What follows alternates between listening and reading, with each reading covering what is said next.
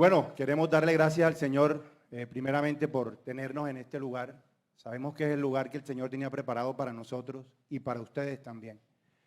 Esperamos que la palabra que le vamos a compartir, el testimonio que le vamos a compartir, toque sus corazones y en cada uno de ustedes tenga lo que el Señor tenga preparado para cada uno de ustedes. Así es. Bueno, y buenos días de parte mía.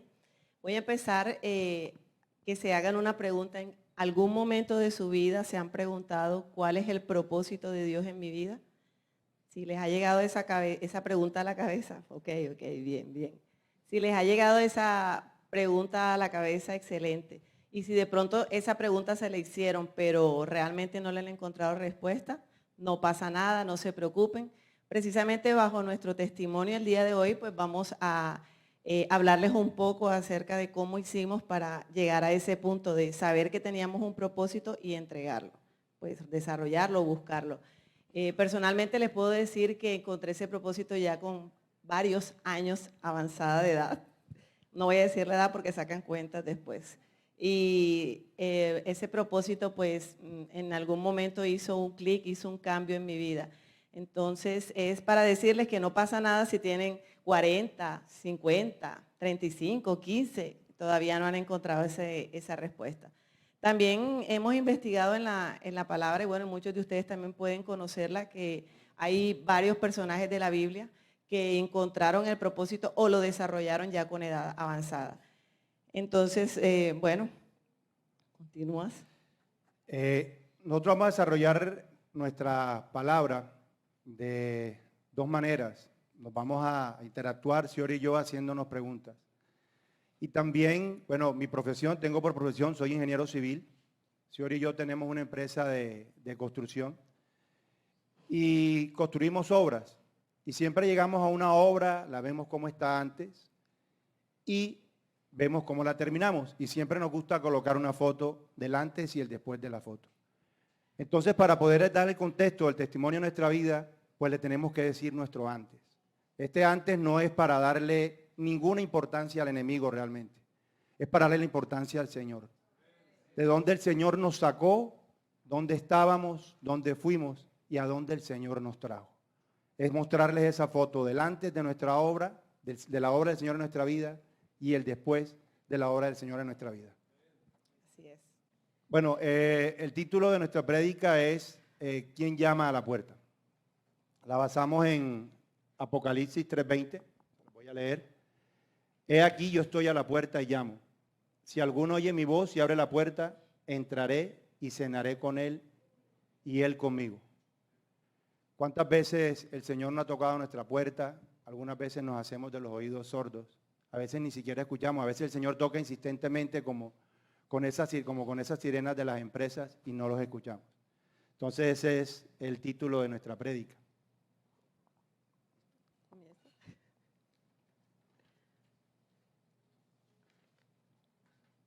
Xiore, Mira, aquí está. ¿a qué edad te diste cuenta del propósito de Dios en tu vida y de qué forma?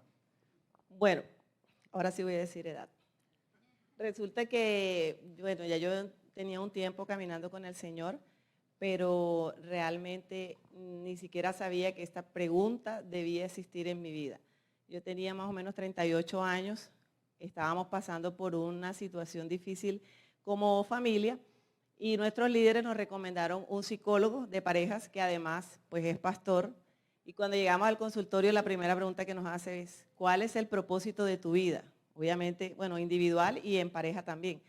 Pero inmediatamente pues yo quedé como ser feliz, pues siempre había pensado que ese era el propósito. Y él obviamente nos borró esa respuesta y nos dijo, no, ese no es el propósito de Dios para tu vida. Inmediatamente pues me quedó la curiosidad, yo empecé a preguntarle al Señor muchas veces cuál era la respuesta que tenía que dar para eso. Y bueno, de ahí inmediatamente pues empezaron a surgir más cosas.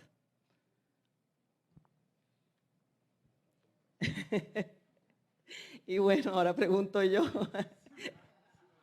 Ya, ese fue el momento en que yo descubrí que existía un propósito. Bueno, otra cosa que quiero aclarar o decir es que El mundo siempre nos ha vendido, y yo sé que algunos se sienten identificados acá, que el propósito es estudias, luego que ya estás terminando el colegio, bueno, y ahora que vas a estudiar, estás estudiando en la universidad, ¿y qué te vas a especializar? ¿Te vas a casar? ¿Cuándo hijos? No, ese es el propósito, pues, hacer todo hasta llegar a tener hijos. Eso era la idea que yo tenía de propósito. Entonces, ya respondiendo y entrando en sintonía, ahora le pregunto a mi esposo, ¿cuál fue el propósito? ¿Cuándo encontraste ese propósito en tu vida? Bueno, yo encontré el propósito de Dios en mi vida cuando tenía ya casi no, cuando tenía 44 años. Conocí del Señor hace más de 10 años, pero realmente encontré el propósito 7 años después de haber conocido al Señor, después de haber empezado a vivir con Él. Antes de conocer al Señor, pues el propósito de mi vida era como el que nos dijeron en el colegio: naces, creces, te reproduces y mueres. Bueno, yo tengo 3, así que fue bastante. Así que ese era el propósito que tenía en mi vida. Ok, y bueno, como ya les mencioné antes, encontramos en la palabra varios personajes de la Biblia que encontraron su propósito en años avanzados. Y bueno, yo sé que ya tenías años avanzados cuando lo encontraste. Cuéntanos con qué personaje de esos te sientes identificado. Bueno, a lo largo de este tiempo, pues de ciertas temporadas me he identificado con diferentes personajes. Pero con esta temporada que estamos viviendo en este momento, con el apóstol Pablo. Okay. También sé que te han profetizado de otro personaje de la Biblia muy importante. Pero entonces, como para ti te sientes identificado con Pablo, cuéntanos por qué te sientes identificado con Pablo. Yo me siento identificado con Pablo por 2 aspectos importantes. El primero, el temperamento del apóstol Pablo. El apóstol Pablo, Diapositiva. de acuerdo a lo que he investigado, tenía un temperamento, su temperamento predominante era colérico. Los temperamentos tienen fortalezas y debilidades.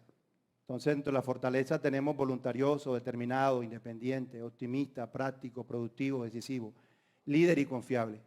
Esa lista de chequeo la he hecho en mi vida y muchos de esos aspectos lo tengo. Y tenía debilidades también: iracundo, cruel, sarcástico, dominante, desconsiderado, orgulloso, autosuficiente, no emocional y astuto. Me voy a basar en las debilidades primero que todo. Durante mucho tiempo me creí autosuficiente. Verdaderamente creí que todo lo que obtenía en mi vida era por mis talentos. No sabía que provenían del Señor. Eran por mis habilidades, por mis capacidades. El Señor no estuvo en la ecuación de mi vida durante mucho tiempo. Considero que el apóstol Pablo también se creía autosuficiente antes de llegar a los pies de Jesús. Perseguía a los cristianos, se creía que él tenía la última palabra con respecto a Dios, porque era judío antes de llegar a los pies del Señor. Así que por eso me identifico con el apóstol Pablo. Y la parte de iracundo, pues es una debilidad que tengo de mi vida. Sigo luchando con ella, el Señor la sigue moldeando, la sigue trabajando sobre ella. Y un segundo aspecto que considero supremamente importante es la forma como el Señor tocó la puerta mía, y fue a través del quebrantamiento. A Pablo el Señor le llegó camino a Damasco, lo quebrantó, todos conocemos la historia en lo que lo puso. A mí el Señor me quebrantó, yo no iba camino a Damasco, pero sí iba camino a Bucaramanga en unas vacaciones. Y estaba sumergido en el pecado. Esta era una persona que traicionaba, que engañaba, que mentía, principalmente a mi esposa y por ende a mi familia. En esa época que estaba sumergido en el pecado, estaba supremamente deprimido, supremamente mal, y en ese camino a Bucaramanga, el Señor lo que me dijo en una noche en un hotel por allá en Aguachica: ¿quieres vivir libre? Confiesa todo. Y la persona que utilizó el Señor para confesarle todo fue mi querida, bella y adorada esposa. Ella era la persona que tenía la mano en esa habitación de hotel, y a ella fue a quien decidí confesarle todo. El Señor me puso a confesarle la verdad de mi vida, todo eso que tenía oculto, me lo llevó a confesarle a ella. Inicialmente entendí esa primera noche que era el propósito de Dios, pero a lo largo de esa confesión, que fue una semana completa, les confieso que mi propósito, el mío, en mi cuerpo, en mi carne, era terminar mi matrimonio y terminar mi familia. Pero el propósito de Dios es superior a los de todos nosotros. El propósito de Dios estuvo por encima de los míos, estuvo por encima de mi cuerpo. Y el Señor tenía otro propósito y Él lo puso. Así que esas son las dos razones por las cuales me identifico mucho con Pablo. Pero señores, como las preguntas no son solo para mí, ¿cuál es ese personaje de la Biblia que te identifica a ti? Bueno, yo me identifiqué con Lea. De pronto Lea no sea muy conocida, no es la más famosa de las redes sociales, pero yo les voy a hacer un breve resumen o una breve reseña de lo que fue Lea. Pero antes que todo quiero resaltar que Lea fue una mujer obediente, fue una mujer temerosa de Dios, una mujer fiel, una mujer sumida en oración. Y ahora sí, pues vamos a entrarlos en contexto y voy a parafrasear un poco la palabra para no detenernos en eso. Resulta, bueno, ustedes saben que Jacob, el patriarca, el padre de las 12 tribus, salió de su tierra y llegó a la tierra de Labán. Allá estaba su tío Labán. Labán tenía 2 hijas, Raquel y Lea. Lea era la mayor y Raquel era la menor. Jacob, en tanto vio a Raquel, se enamoró de ella, se flechó inmediatamente y le propuso a Labán trabajar durante 7 años para poderse casar con Raquel. Y el padre pues aceptó. Pero resulta que el día de la boda, Labán decidió engañarlo y pues mandó a Lea a que se entregara y se casara con Jacob engañándolo. Y cuando Jacob se levanta en la mañana se encuentra que no era Raquel, sino que era Lea. O sea, tremenda sorpresa que se llevó. Y él obviamente cogió bueno, la palabra dice, se molestó, fue y peleó y todo. Y bueno, llegaron como a un acuerdo de que trabajaría 7 años más para casarse con Raquel nuevamente.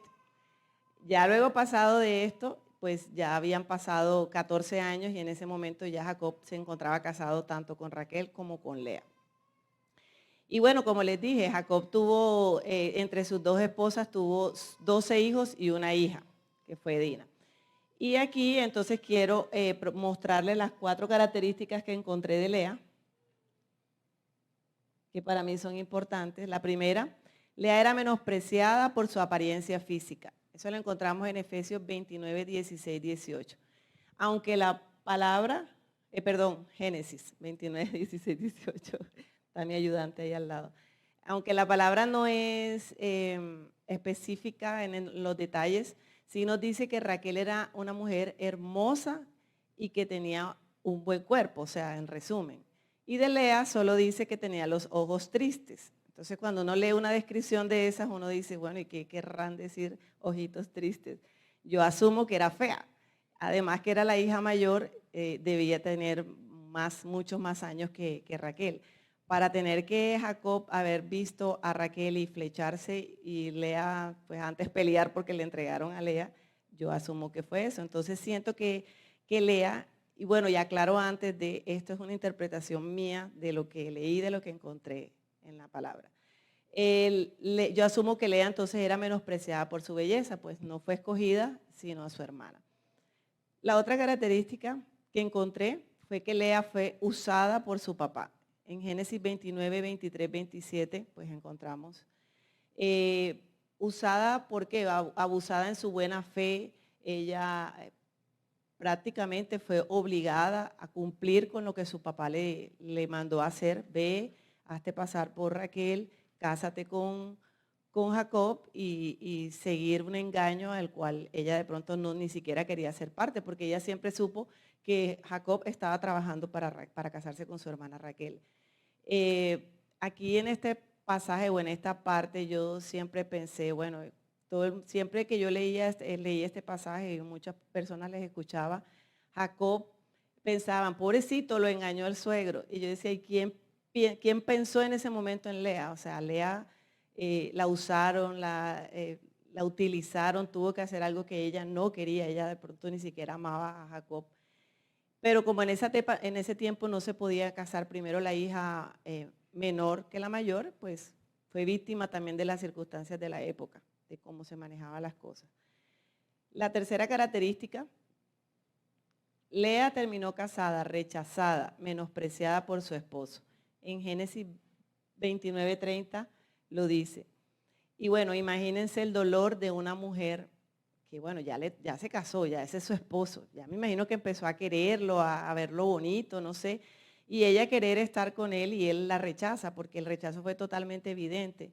Ella querer hacer cosas para agradar a su esposo y sentirse rechazada. Entonces, ¿cómo se sentiría uno de mujer en un caso de esos? Terrible. Por ese motivo pienso que fue una mujer que fue rechazada y menospreciada. Y en el cuarto punto, Lea fue relegada y menospreciada por su hermana Raquel. Génesis 30:1-2. Bueno, aunque sí es verdad, pues yo lo veo así, sí es verdad que fue rechazada y menospreciada por su hermana y relegada, también me pongo un poco en el papel de Raquel. Raquel se iba a casar con el amor de su vida, o sea, ya estaba listo todo y resulta que termina la hermana casada con su amado. Ella, me imagino los celos, la rabia, no sé, todo cómo se habrá sentido, cómo se habrá indispuesto. Y la menospreció, la alejó, la rechazó. Tanto que en la palabra dice que incluso Raquel murió primero que Lea, que ellas nunca lograron limar sus asperezas luego de este suceso. Y bueno, bueno, aparte de todo, Lea pudo darle hijos a Jacob. Ella fue la primera mujer que pudo darle sus hijos, su primogénito, y 6 de los hijos de las 12 tribus son hijos de Lea.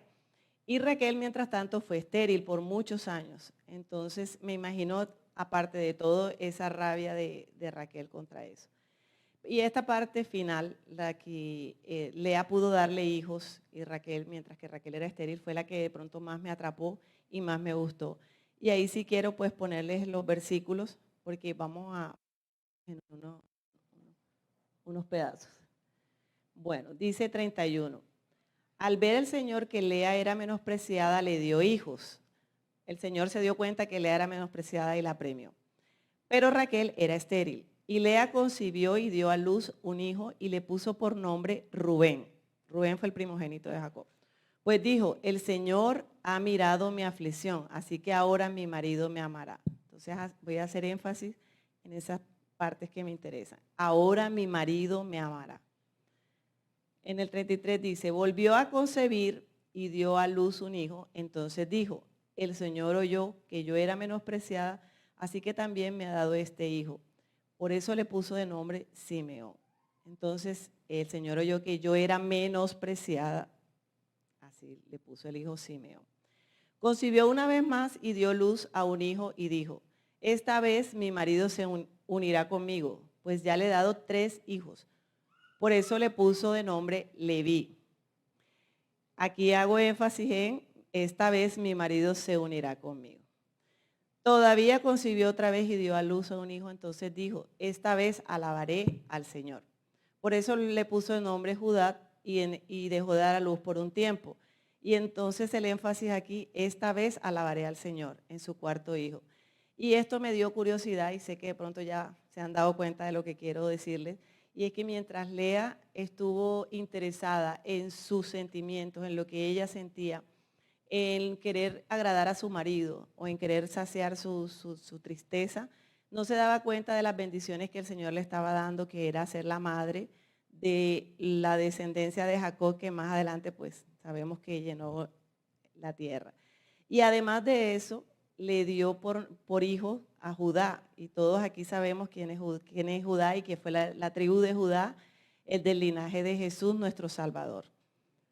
Entonces, aunque Jacob ignoró a Lea mucho tiempo, el Señor sí la vio, la reconoció, siempre supo que era su hija amada, la aceptó y le dio una gran tarea, que fue ser pues la madre de Judá. Entonces, bueno, ya Lea sabemos que llegó a ser la madre de 6 de las 12 tribus y que se expandieron por la tierra. Ahora imagínense qué más propósito uno de mujer o qué más, no sé, buena nueva quisiera uno tener que le dijeran, no, tú eres una descendiente del linaje de Jesús. Ya eso para mí fue suficiente conclusión. Listo, mi amor. Ya Qué buena contesté. historia, Ciore, de Lea. Muy buena historia. Pero cuéntanos a todo esta historia de Lea, ¿por qué te identifica? ¿Por qué consideras que estás identificada con Lea? Bueno, como dijo Jorge en un principio, obviamente tenemos que hablar de lo malo o de lo feo, de lo maluco, de donde estábamos antes, de donde nos sacó el Señor. Y de aquí viene mi testimonio. También quiero aclarar que estos simplemente fueron como mensajes que el Señor trajo a nuestra vida para entender que había un propósito, no que este sea el propósito. Entonces, ya luego de haber entrado en contexto y recordar de pronto los que no se acordaban de quién era Lea, ver todas las cosas feitas que pasaron en Lea, también ver que no la dejaba ver a ella el propósito que tenía en su vida. Yo después de eso seguí leyendo y encontré que Lea aún, después de cuando volvió a tener hijos, seguía pensando en Jacob, en cómo ganó su amor, en ay, pobrecita yo.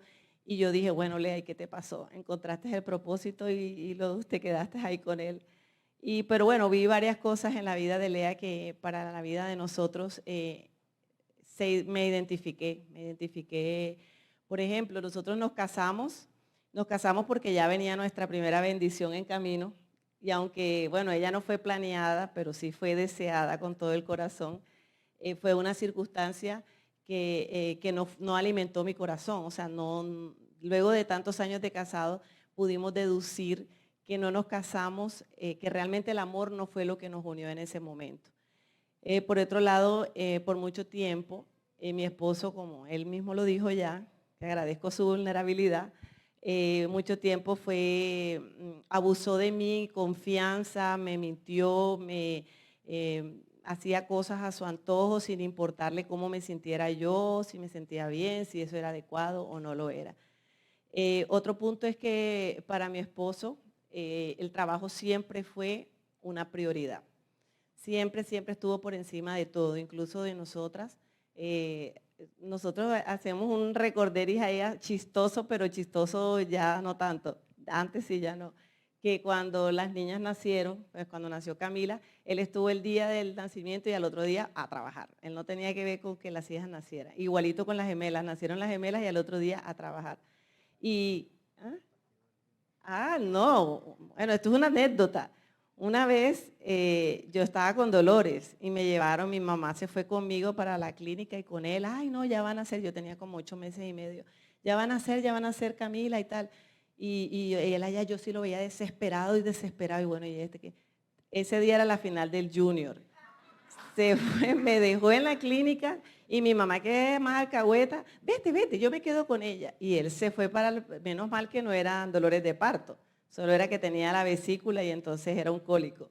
Pero para esa época, obviamente, eso me dolió y fueron cosas que me fueron marcando que hoy en día ya están sanas en el nombre de Dios, ya están borradas. Por otro lado, también para Jorge, él era el exitoso, él era el único que podía triunfar, brillar, él era la estrella de la casa. Y mi trabajo, sea lo que sea que yo hiciera, era menospreciado, o sea, para él eso no tenía importancia. Si yo llegaba a contarle algo, eso lo opacaba con algo que a él también le había pasado y era más importante que lo que a mí me ha pasado. Y bueno, yo prácticamente durante muchos años fui normalizando esa situación, pensando que así era y listo. Me sentí rechazada también por parte de él porque sus faltas de demostraciones de cariño, de afecto y como les hablaba del tiempo, pues para él eso era irrelevante, eso no le interesaba. Y yo mucho tiempo hacía cosas, inventaba que la cena, que el picnic, que la salida, o sea, yo traté de hacer una rutina con tal de mantener, por decirlo así, esa llama encendida. Bueno, él me copiaba, pero igual a él eso no era lo que le interesaba, porque él estaba en ese momento en otro rumbo de su vida. Pero llegó un día en que yo estaba buscando temas para la célula y me encontré con el relato de Lea. Yo la vi, ella me vio y nos enamoramos.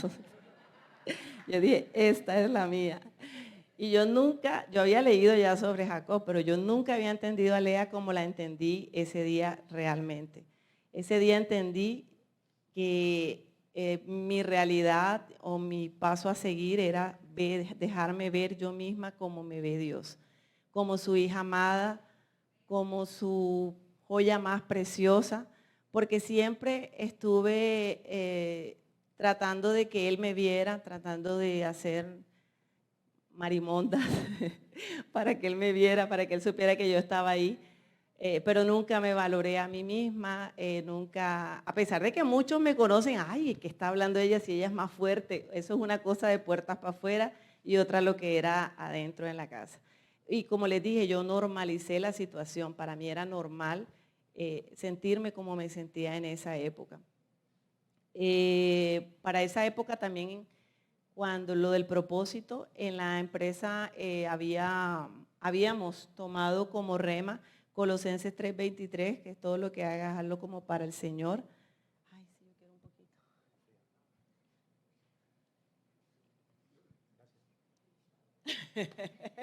Bueno, acá tenía, gracias. Y ese rema, pues cuando nosotros decidimos, bueno, este es el rema para la empresa, yo dije, wow, Dios me está hablando y me está confirmando por todos lados que definitivamente mi mirada y todo lo que yo haga en mi vida tiene que estar fijada en Él, en que Él es el Señor. Y que todo lo que hiciera lo tengo que hacer como para el Señor Jesús, no para el Señor Jorge. Entonces de allí empecé como a ajustar esas tuercas. Y no fue fácil, o sea, tuve muchos tiempos de crisis. Mis amigos me acompañaron en muchos momentos de debilidad y se los agradezco. Estuvieron siempre ahí para nosotros, así como están hoy aquí, escuchándonos. Para nosotros como pareja y como familia ha sido fuerte y duro hacer todo ese cambio de lo que mal que veníamos haciendo a saber qué era lo que teníamos que hacer como el Señor lo manda. Porque Jorge también, obviamente, en el mismo tiempo en el que yo iba cambiando, él también iba haciendo la transformación de su vida. Se metió la pandemia, entró la pandemia y bueno, eso cambió las prioridades de muchos aquí. Para algunos fue una situación bastante dolorosa, perdieron familiares, enfermedades, pero para nosotros fue un momento de bendición. Estuvimos encerrados y no pudimos hacer más nada que buscar ese propósito y cambiar nuestras vidas. Ese tiempo que estuvimos solos o encerrados en pandemia nos sirvió para pasar por ese fuego que teníamos que pasar y poder realmente salir transformados. Y no es que ya pasó la pandemia y salimos aquí con la... No, eso ha sido un proceso todavía, la semana pasada estábamos que nos agarrábamos, pero ahí seguimos en ese proceso, porque obviamente queremos que las cosas se hagan de una buena manera. Y bueno, ya habiéndoles contado esta parte del testimonio, queríamos responderles la pregunta que de pronto algunos de ustedes se están haciendo. Y bueno, y ya echaron todo el cuento, ahora, ¿cómo en medio de toda esta dificultad encontramos el propósito? Dale, mi amor. Bueno, como bien dijo Ciore, se asomó la pandemia, se asomó la cuarentena, tuvimos que encerrarnos en un momento donde nuestro matrimonio pasaba por una dificultad supremamente grande. Obviamente también estábamos afectando a nuestras hijas. Ese quebrantamiento que el Señor tuvo conmigo principalmente fue el primer paso para yo empezar a encontrar el propósito de Dios en mi vida, en la vida de mi esposa, en la vida de mi familia. Entonces, lo primero es permitir que el Señor nos quebrante. Realmente entender que existe el quebrantamiento. Yo considero que ese fue el punto de inflexión en mi vida. Si no hubiese permitido que el Señor me quebrantara, no hubiese podido darle vuelta a mi vida. Lo segundo, confesar todo pecado, porque como lo dije en el antes, tenía una vida de engaño, una vida de traición, una vida de mentiras. Confesar todo pecado, se lo confesé a mi esposa, se lo confesé a mis líderes y a muchas personas. Y el Señor me liberó de cualquier atadura o cualquier cadena de mentira. Hoy en día me considero un hombre libre, mi familia una familia libre, porque no existe mentira en mi vida. El enemigo no tiene ninguna cuenta para pasarme en este momento, porque mi familia, mi esposa, saben la verdad de mi vida. Nadie puede llegar a un cuento donde ellos a decirle Jorge hizo esto, Jorge hace aquello otro, porque ellas saben toda la verdad de mi vida. Es una verdad que fue dolorosa, pero hoy en día fue lo que me liberó a mí, liberó a mi esposa y liberó a mi familia. Tercero, sumergirse en la palabra, realmente sumergirse en la palabra. Ese tiempo de la cuarentena nos sirvió para sumergirnos en la palabra, para escudriñarla. Adoración, mucha adoración, alabanza al Señor, muchísima. También hay algo que yo llamo intimidad intensa. Pues todos queremos tener intimidad con el Señor, todos debemos tener intimidad con el Señor. Pero a veces esa intimidad la dejamos ahí como que un rato, oramos y eso. Yo la llamo intimidad intensa por mi temperamento, por el temperamento que tengo de colérico. No es malo, está bien. Tengo que ser intenso con el Señor. Como esos niños pequeños cuando vienen y te cogen, papi, quiero esto, papi, quiero esto.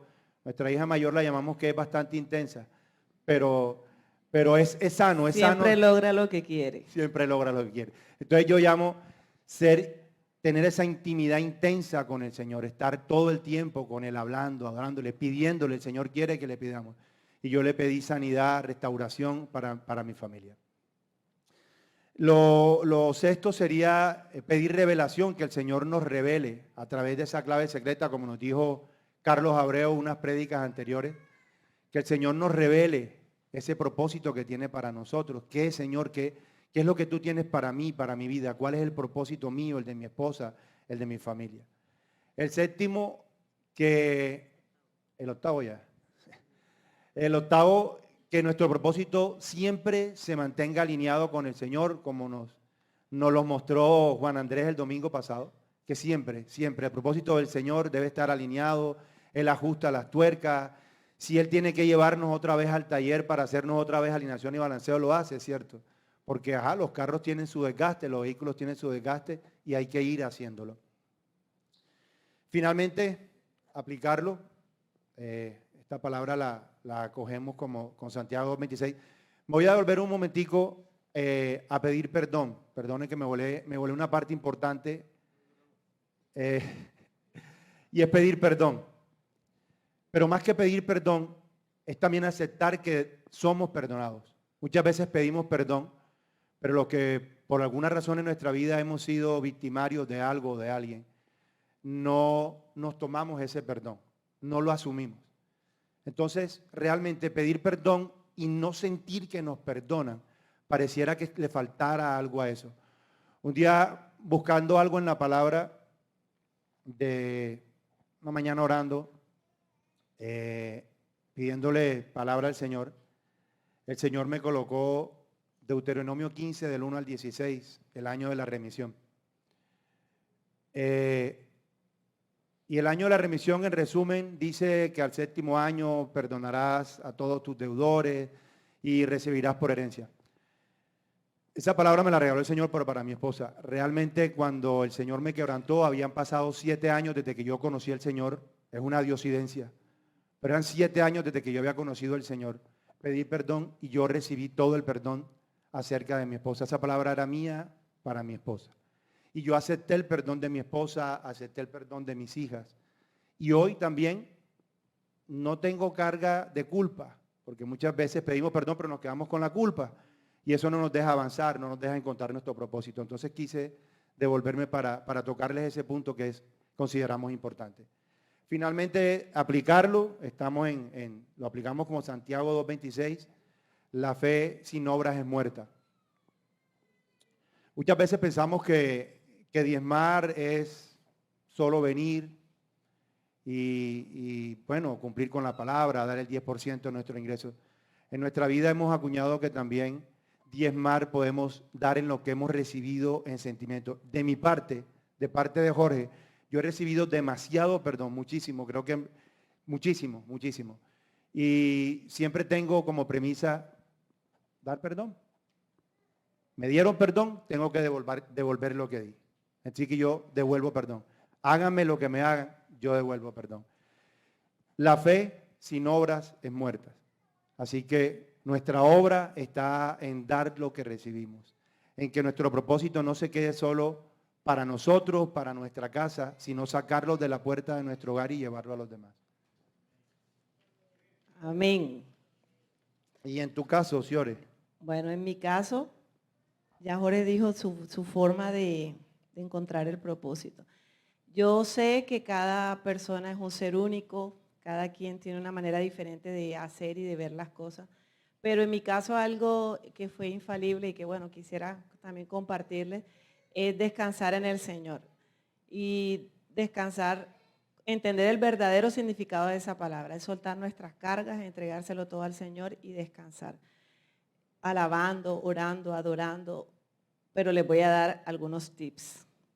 El primer paso es, como ya lo estamos hablando hoy, de pronto algunos no sabía que tenía que tener un propósito en la vida para Dios. El primer paso es entender que necesitamos un propósito en la vida, que Dios nos lo ha dado desde el momento en que nos creó. Ya hoy ese paso podemos chulearlo. El segundo paso es orarle al Señor y pedirle revelación. Pedirle revelación que nos muestre cuál es ese propósito, qué es lo que Él quiere que hagamos con nuestra vida, no importa la edad que tengamos. El tercero, escuchar que ese propósito, pero escucharlo y pedirle al Señor confirmación. Es tomarse el tiempo de intimidad, es orarle al Señor. Si hay que hacer ayuno, se hace ayuno. Si hay que doblar rodillas, doblamos rodillas. Como hablaba Jorge ahorita, un tiempo de intimidad intensa. Alabanza, pues en nuestro caso nos funcionó mucho escuchar alabanza. Jorge se voló algo ahí de sus notas, pero él descargó como 2000 canciones de alabanzas y eso, mejor dicho, tenía las Biblias rayadas, tenía como 5 cuadernos. Estoy hablando de la pandemia, que teníamos mucho más tiempo para hacerlo. Pero incluso se acaba la pandemia y no podemos dejar esa intimidad de lado porque eso es lo que hace que tengamos esa conexión con el Señor y que podamos escuchar ese mensaje que Él tiene para nosotros. Y mis hijas me preguntaban cuando era más pequeña, bueno, pero ¿tú cómo sabes que el Señor te habla? ¿Tú cómo haces para que Dios te hable? Y bueno, hay que hablar, así como cuando tenemos un familiar lejos, no sé, allá en San Juan de Nepomuceno, llamas allá a tu familiar y lo saludas y le escuchas la voz y tienes una comunicación igualito. O sea, en la oración, en este caso no va a ser el celular, sino la oración, le preguntas al Señor, le hablas, tienes esa comunicación y Él te va a entregar un mensaje de respuesta, que es el mensaje que vas a aplicar. Y como quinto, luego ya de haber encontrado ese propósito, lo tienes que aplicar en tu vida, porque no podemos hacer de pronto, como yo entendí de Lea, que dejó el propósito ahí a medias y siguió pidiéndole a Jacob por su amor. Entonces, luego de que ya lo encontramos, no necesitamos salir a decirle a todo el mundo, ya encontré mi propósito. Vamos a aplicar el propósito en nuestra vida. Vamos a ensayarlo, así como cuando un fabricante hace, no sé, un electrodoméstico nuevo, tienen que probarlo primero antes de sacarlo a la venta. Igualito, lo probamos. ¿Funciona en nosotros? Sí funciona, listo. Vamos a compartirlo a los demás y vamos a mostrarle a los demás que podemos encontrar el propósito y que podemos aplicarlo en nuestras vidas y obviamente que va a funcionar, porque si viene de Dios y ya tenemos esa confirmación, va a funcionar en nuestra vida. Porque tenemos que ser ejemplo, pues nosotros somos cristianos, tenemos que ser el ejemplo para que otros nos vean y quieran hacer lo que nosotros hacemos, para que les dé la gana de, ay, mira qué chévere, yo quiero que mi vida crezca o que mi vida esté llena como fulanito. Y bueno, esos son mis 5 puntos. Y no sé, mi esposo. Bueno, ya queremos concluir lo que le hemos dicho. Realmente nosotros somos el testimonio de que Dios sí hace milagros. Somos un testimonio de que cuando nos colocamos en manos de Él, el Señor lo puede todo. Mi esposa, mis hijas, son un testimonio de un hogar restaurado, de un hogar que al Señor le tocó tumbar todo desde los cimientos y volverlo a levantar. Yo soy testimonio de sanidad del Señor en mí, porque también obviamente yo necesitaba ser restaurado, necesitaba ser sanado como hombre. Y por ende pues toda mi familia. Entonces yo y mi familia fuimos restaurados y sanados por el Señor. También que no hay pecado tan grande como para que el Señor no lo perdone. No hay nadie tan destruido como para que el Señor no lo levante de nuevo. El Señor toma realmente lo vil y menospreciado para llevar su palabra. Imagino que lo hizo con Pablo y lo hizo, pues también lo ha hecho conmigo y con nosotros. Dale, tranquila. Y para mujeres, incluso hombres que estén aquí, que en algún momento en su vida se hayan sentido menospreciados, se hayan sentido relegados, alejados, incluso abusados en su buena fe como Lea, sepan que no es eso lo que Dios quiere de nosotros. El Señor quiere que nos veamos como amemos. Y inmediatamente que nosotras nos reconocemos como hijos y nos vemos como hijos, así nos van a ver los demás.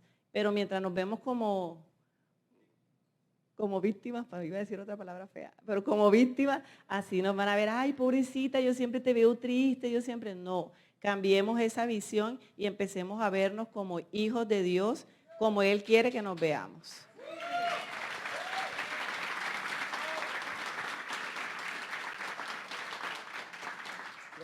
En alguna ocasión escuché una frase, ya no recuerdo a quién, pero la acuñé para mi vida, para la vida de todos nosotros.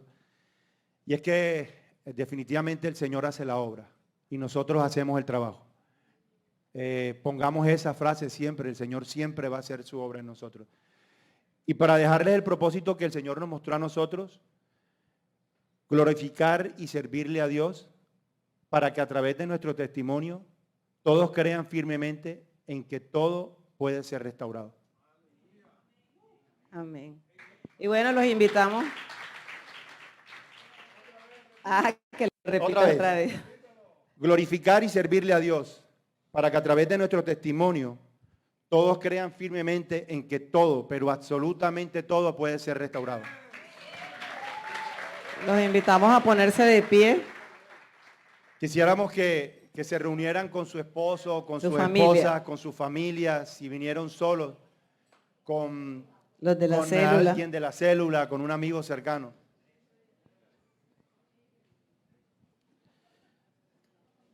Queremos que oren ahí entre ustedes. Vamos a orar. Vamos a orar, quiero que deseamos que oren ahí con sus familias.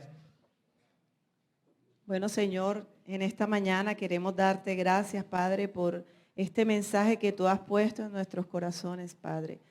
Agradecemos poder haber transmitido y haber podido ser vulnerables ante ti para que este testimonio llene de gozo y de esperanza a cualquiera que en este momento, en esta mañana haya atribulado, Señor, que haya llegado preocupado, Padre. Si estás con tu familia y sientes la necesidad de pronto de pedir perdón por algo que hayas hecho, pues es el momento en que lo hagas. Y si tienes la necesidad de pedirle perdón a Dios por no haberte podido reconocer como hija o como hijo, también estás en el momento de hacerlo. Amado Padre, te pedimos en esta mañana que reveles el propósito a cada una de las personas que están aquí, Padre amado. Revélaselos a ellos como personas, como parejas, como familia, Padre amado. Y si ya se lo has revelado, Padre, que ese propósito siempre se mantenga alineado contigo, que no coja ni a derecha ni a izquierda, Padre amado. Y si aún ya ha sido revelado, Padre, que este propósito se extienda mucho más allá, que ya ha sido probado en sus hogares y se extienda mucho más allá, Padre amado. Para nosotros como familia, el Espíritu Santo nos ha revelado que es el final de una temporada, pero el inicio de una nueva, Padre amado. Que esto sea el inicio, Padre, para una nueva temporada para los que están aquí, para que escuchen su propósito, para que ese propósito lo aplican en su vida, para que sea esperanza para ellos, Padre amado, que sigan creyendo en ti y que nada, absolutamente nada, los haga desviarse del camino de creerte. Todo esto, Padre, te lo pedimos en el nombre poderoso de tu Hijo Jesús, Padre amado. Revélales el propósito a todos aquí. En el nombre de Jesús, amén.